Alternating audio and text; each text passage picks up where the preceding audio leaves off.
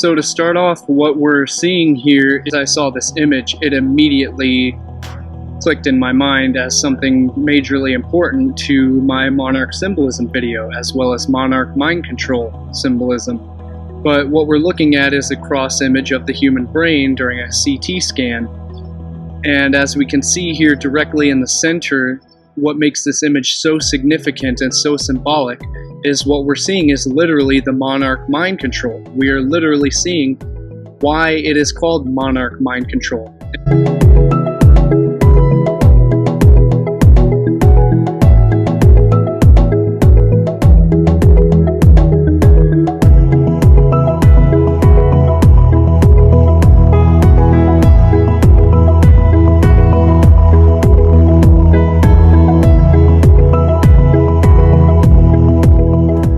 And again, you don't understand this, go back and see my previous video called Symbols and Power, discussing the elements in the symbols and the anatomy, the physiology of monarch mind control.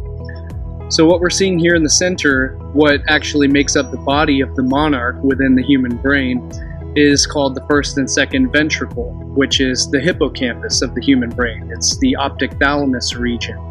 And the hippocampus is what we call Amun's horn.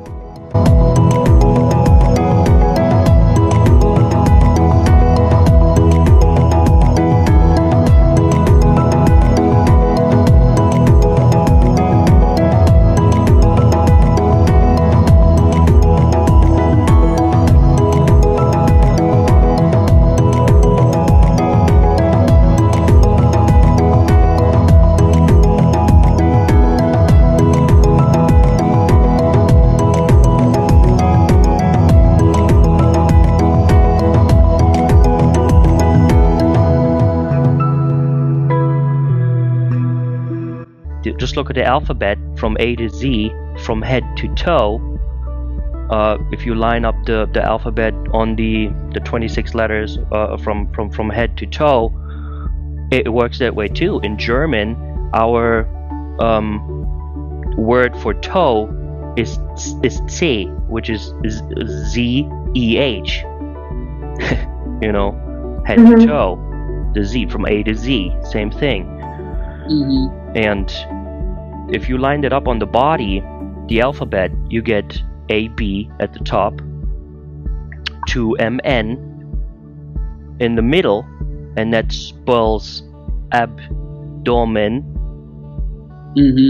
Right, from ab to MN, abdomen. That reminds me of the Ab being you know, the Ab being the father, and obviously the Ab being the father is also the head, or Aries, which is the Abba. It's the Abraham, the ram, you know, the ram of which is Aries, the head.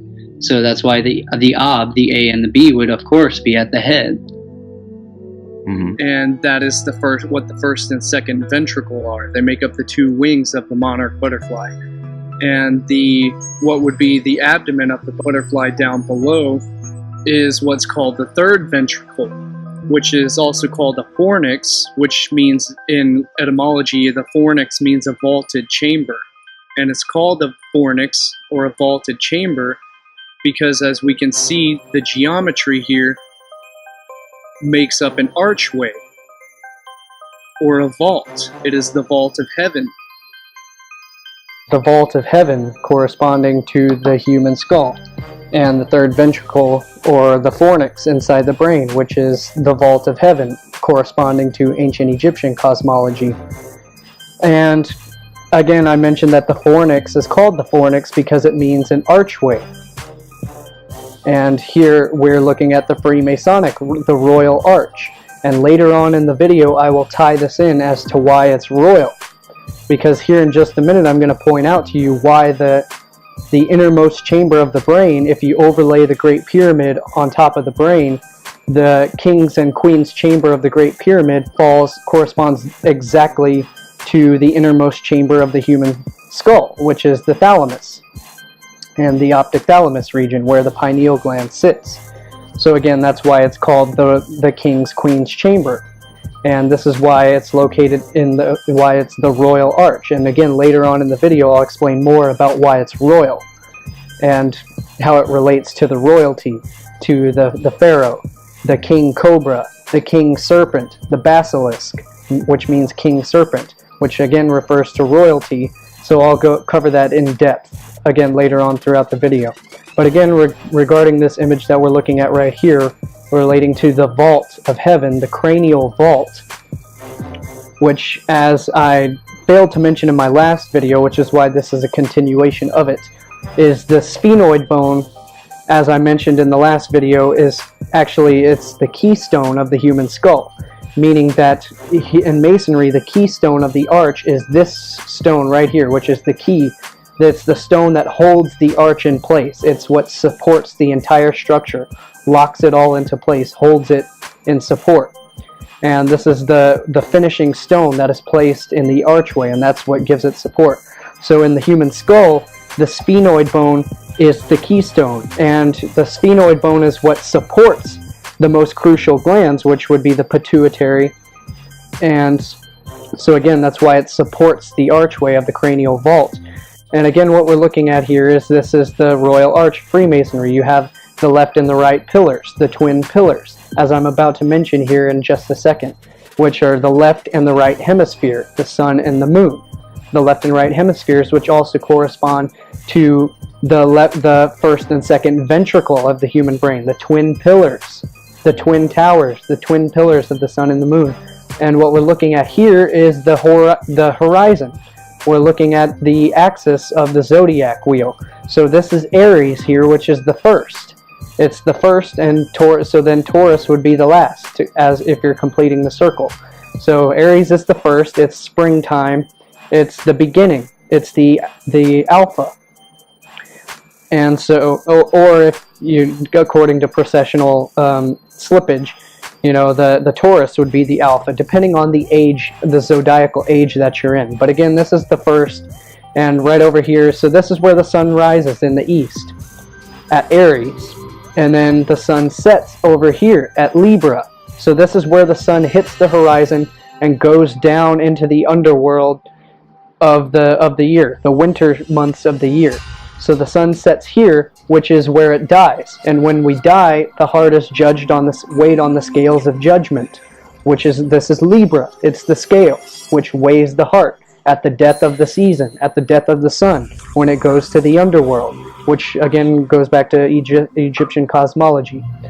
So that's what we're looking at here. And I mean, I could go through all of this, but that's not relevant to the video that I'm making. That's not relevant to the concept. Although here you have the cornucopia representing the abundance, but it's also, notice, it's the horn, as we were just referring to, Amun's horn, the hippocampus. And here you have the 7 stars, the Pleiades. So, but again, that's irrelevant to the video that I'm making. So, but also notice this later on. Notice the caduceus wrap up the pole. We're going to talk about that later on. The snake in the pole, the phallic pillar, and the serpent.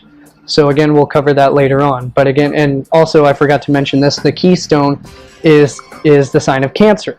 Which, so again, this is where the sun rises. This is the sun at its peak at high noon. But in the season, it's the summer solstice, when the sun is at its peak, or the longest days of summer. So this is the height of the sun, and this is the death of the sun. Sunrise, sunset, when Set kills Horus, when Set overthrows Horus. And the third ventricle is where the pineal gland is located, as well as the pituitary gland. And the pineal gland is obviously what we know as the third eye. So this third ventricle here is where we find the third eye, the third ventricle, the third eye, the vaulted chamber. And this is vaulted chamber, the fornix, is what we, if we place the image of the Great Pyramid directly over the human skull and line it up geometrically, this vaulted chamber, this third eye, this third ventricle, this fornix chamber, directly corresponds to what's called the King's and Queen's chamber within the Great Pyramid of Egypt, of Giza. And so it's also what corresponds in biblical theology as Solomon's temple, the Holy of Holies, the innermost chamber. And this monarch image here, the hypothalamus the optic thalamus region is also where the Ark of the Covenant. The Ark of the Covenant, meaning an archway, as in the fornix, the vaulted chamber, the vault of heaven. The two wings of this monarch, the two wings correspond to the two cherubim, which guard the Ark of the Covenant, which are two sphinxes, whose wings are touching.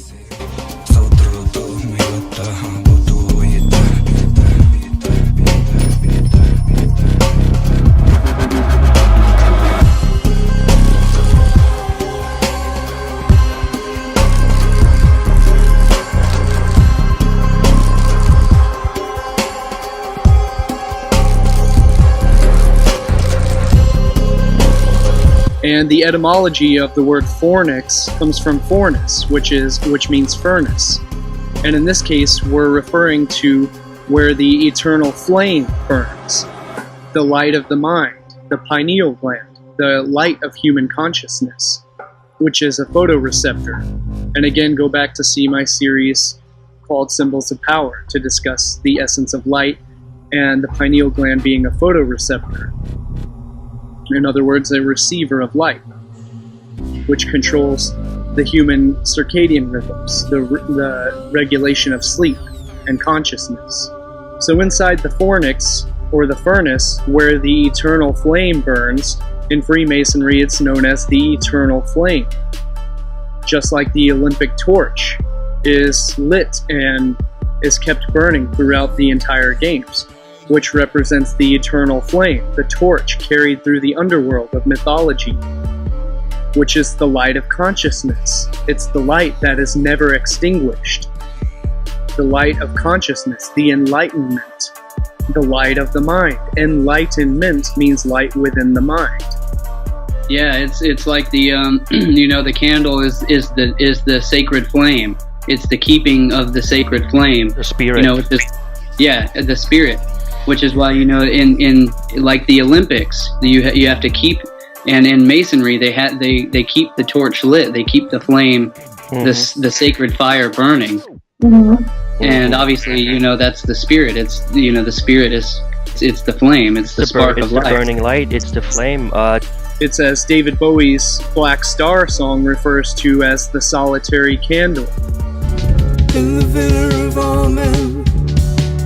In the villa of all men stands a solitary candle.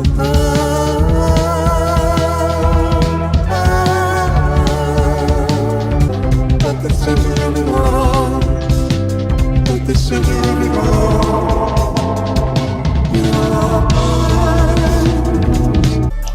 The mind's eye, the third eye, lies directly in the center of the human skull. The pineal is sensitive to light and generates its own source of perceptual light as dimethyltryptamine. It's known as the seat of the soul and the receptor of consciousness. It is the receiver of sight beyond sight.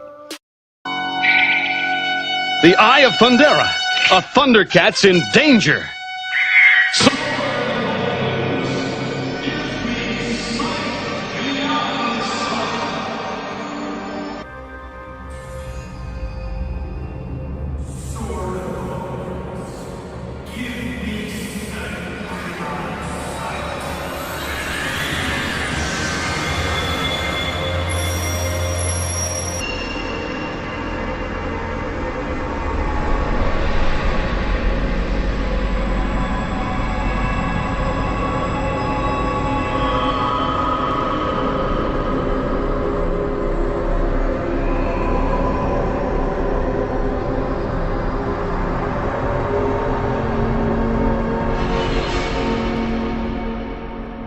The wavelength beyond the visible light spectrum of far infrared to ultraviolet.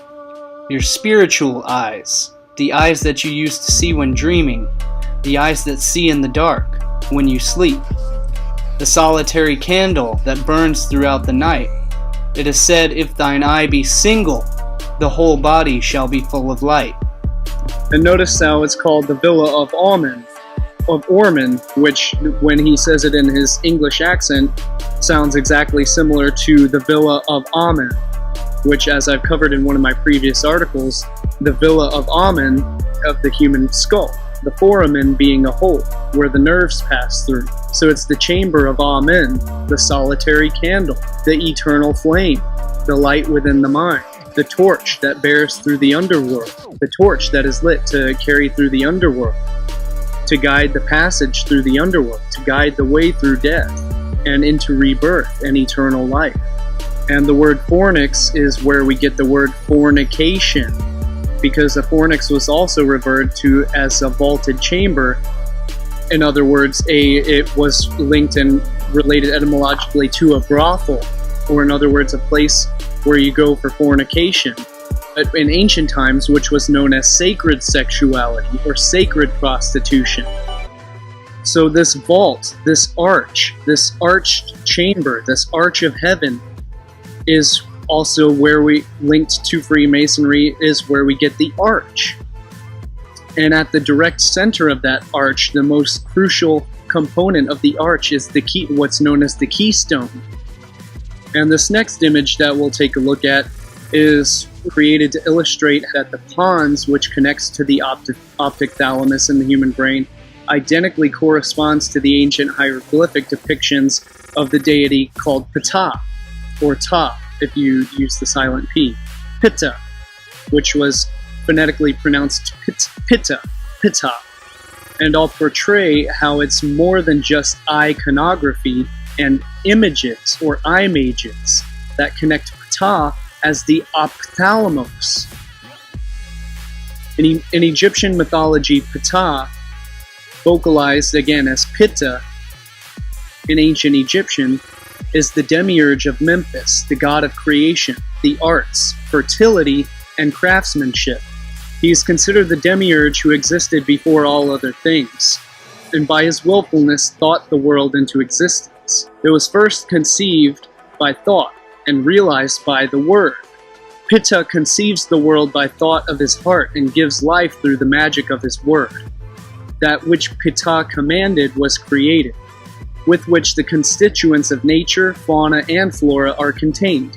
A document known as the Memphite Theology shows the god Pitta responsible for creation of the universe by thought and by the word. And it's funny how this directly links to the Genesis creation story, long predating the Genesis creation story. The demiurge is from Latinized Greek demiurgos, literally public or skilled worker, the deity of craftsmanship, artisan. Demiurgos comes from demos, meaning common people. See demotic plus orgos, meaning the root word ergos, meaning work, which is linked to the etymology of the word organ. So the pineal gland and the pituitary gland are both organs, which does work. Hence the word ergos, as in demiurgos, or a small organ, which does work. So the pituitary gland is also linked to pitta, pituitary, pitta, a small organ which does work. This is an excerpt from Antoine Gigol's Crown and the Hero of the Sea. All this is leading us to the rudimentary eye in the human brain. The pitta linked to the word ophthalmos. Ophthalmos is ancient Greek meaning eye, as in the all-seeing eye, the pineal gland. The pitta that Iamblichus is writing about in his book De Mysteris Egyptorium, as the creative intellect, the Lord of the truth and knowledge, the pitta who will become pitta. All the past and all the secrets are in the words and the sounds. A long journey from the origins for the most sacred artifact of Egypt. The word ophthalmos, secularly described as being from the root words ops, meaning eye, see optic, a form related to thalamus, meaning inner room or chamber, or in other words, the third ventricle, the innermost chamber, the Holy of Holies. So ophthalmos, meaning eye, is a compound word composing of eye and thalamus, meaning inner room chamber of the inner eye. And I've gotten into arguments with Stephen Bankers of Spirit Science and Metaphysics website over all this theology and the etymology. He claims that ophthalmos can't possibly be talking about the pineal gland, can't possibly be referring to the third eye, and it simply is used in the context regarding the external eyes. But that is not true at all, and I will prove that through the etymology. See, again, they say that it comes from the word ops, meaning eye, plus thalamus. They would have you believe that ophthalmos is a compound word of ops plus thalamus, but that's not the case at all. The prefix of the word-forming element ophi, O-P-H-I, however, refers to a serpent or snake. So look at the word again. It's ophthalmos, not ophthalmos. From the point of view of biological evolution, the pineal gland represents a kind of atrophied photoreceptor, which means a receiver of light. In the epithalamus of some species of amphibians and reptiles, such as snakes, it's linked to a vestigial organ known as the parietal eye.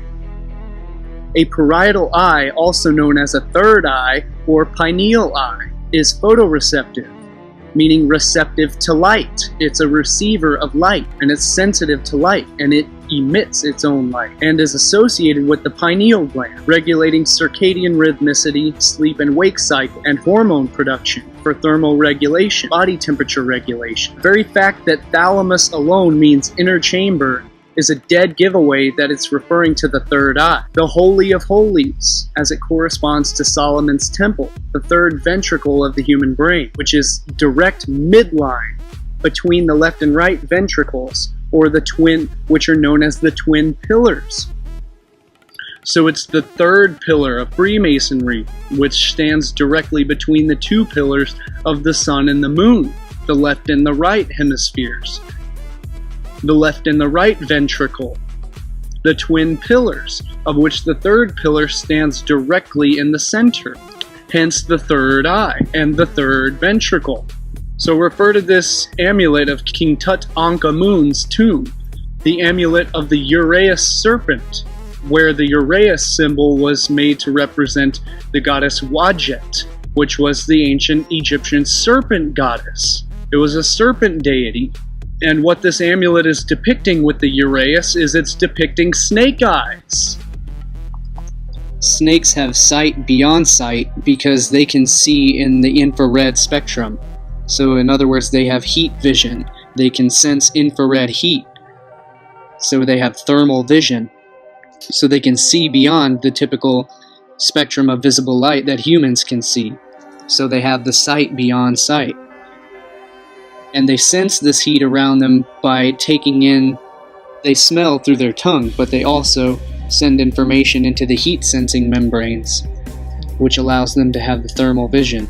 And these two cones, or these cones of vision, overlap directly at the center, leaving a perfectly visible Vesica Pisces geometry visual pattern.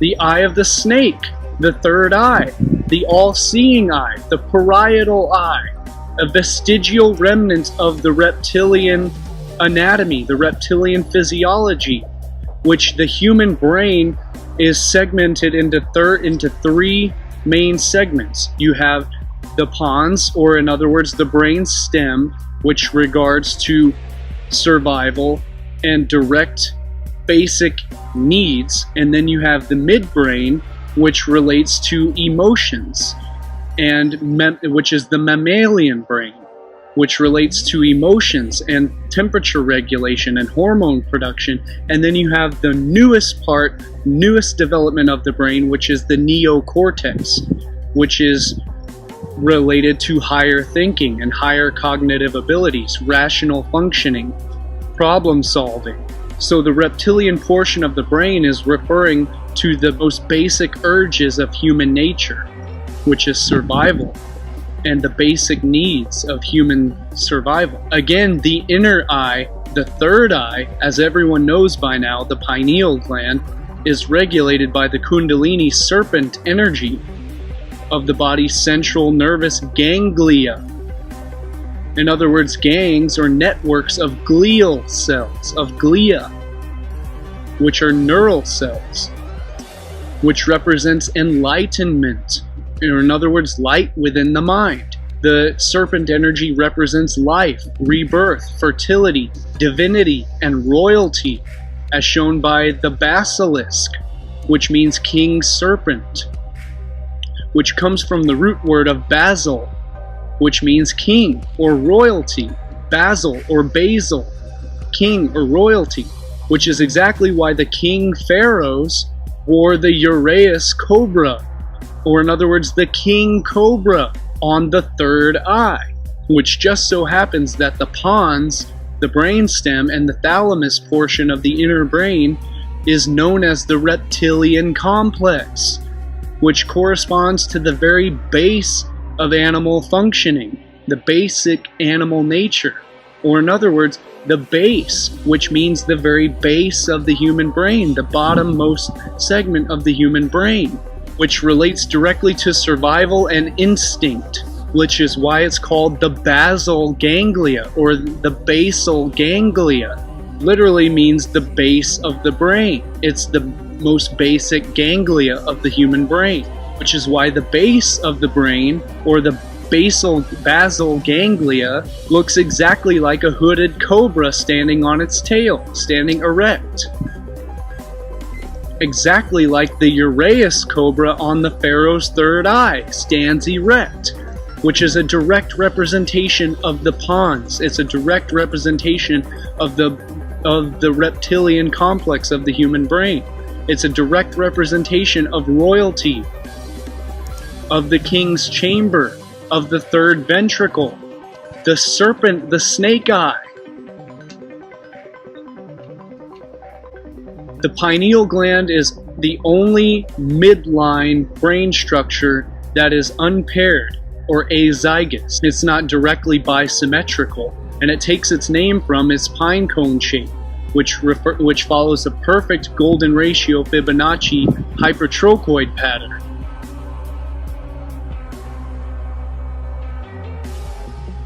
Which is the fundamental basis of magnetism and every form of function in this universe.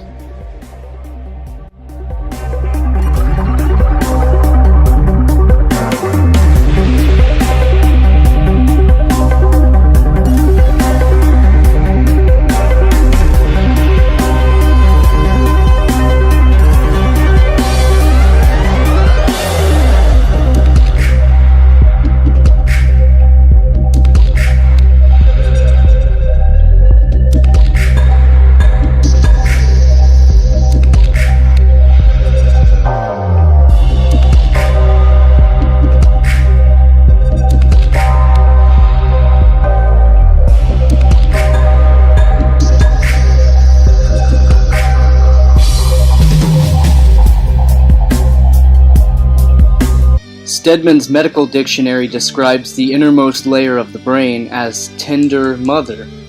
The innermost layer, the pia mater, which is Latin, again, tender mother, is a thin, delicate membrane that inspired some early neuroanatomists with a poetical bent to compare the way this membrane envelops the brain to the gentleness of a mother caressing her infant. Note again, the medical dictionary refers to this inner part of the brain as a mother caressing her infant. Does this begin to make sense to you as to who the Virgin Mother is? The outermost layer of the brain matter is called the dura mater, meaning tough mother, and the inner layer, the pia mater, the tender mother, between the two lies a reticulated layer of tissue called the arachnoid, whose appearance reminded one of a spider's web. Arachnoid, the web, the curtain, the veil. It's in the brain, separating the outer from the inner, just as the temple veil separates the inner from the outer. Arachnoid literally in Latin means old spider mother. The Native Americans have legends of Spider Grandmother, who is the creator of heaven, who wove the web of the stars.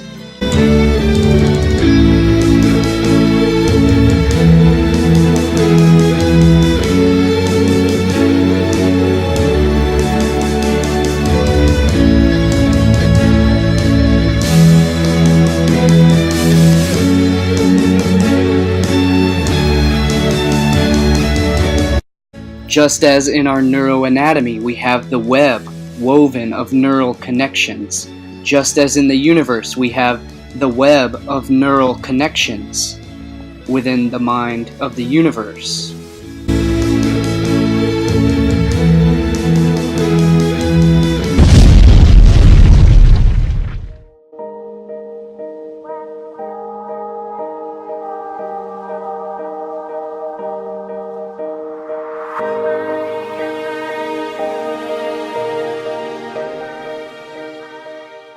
The human physiology and the knowledge of all the universe is evil.